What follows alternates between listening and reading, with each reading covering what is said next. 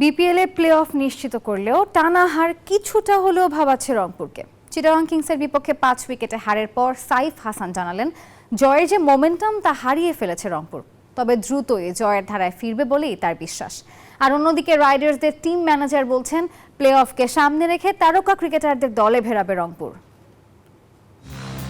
কোনোভাবেই জয়ের পথে ফিরতে পারছে না রংপুর রাইডার্স। রাজশাহীর সাথে 2 ম্যাচে হারের পর এবার চিটাগং এর কাছেও হার মানতে হলো বিপিএল এর সেরা দল রংপুরের।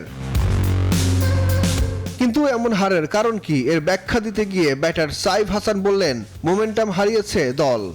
মনে হয় কিছুটা মোমেন্টাম হারাইছি আমরা, সো এখন এটা আমাদেরই আর কি মোমেন্টামটা আনতে হবে।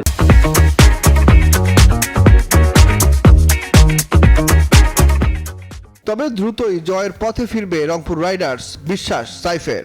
ভুল ত্রুটি ছিল টিমের, হয়তোবা কিছুদিন আমরা ব্যাটিং খারাপ করছি, কিছুদিন বোলিং খারাপ করছি, অল ওভার আমরা একসাথে ভালো একটা কম্বাইন্ড পারফরমেন্স দিতে পারি নাই।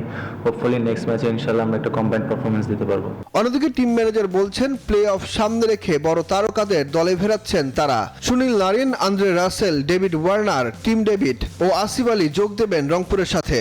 আমরা কোয়ালিফায়ারের জন্য আমরা চিন্তা করে প্লেয়ার অলরেডি আমরা যাদেরকে সাথে কথা বলেছি আপনারা তো দেখছেন, সুতরাং আমরা সময় মতো আমাদের প্লেয়ার চলে আসবে। আগামী 3 ফেব্রুয়ারি থেকে শুরু হবে বিপিএল এর প্লে অফ।